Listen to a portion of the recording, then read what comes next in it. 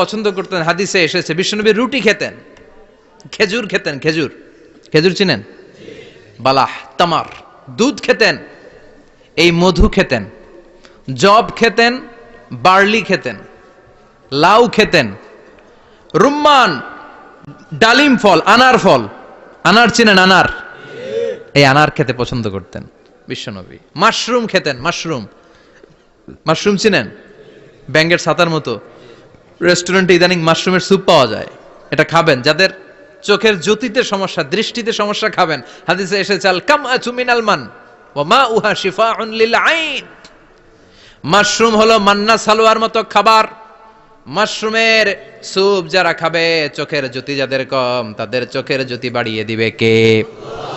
বুখারীর বর্ণনা, কানা রাসূলুল্লাহ ইউহিব্বুল হালাওয়া ওয়াল আসাল, বিশ্বনবী মিষ্টান্ন খেতে বড্ড পছন্দ করতেন।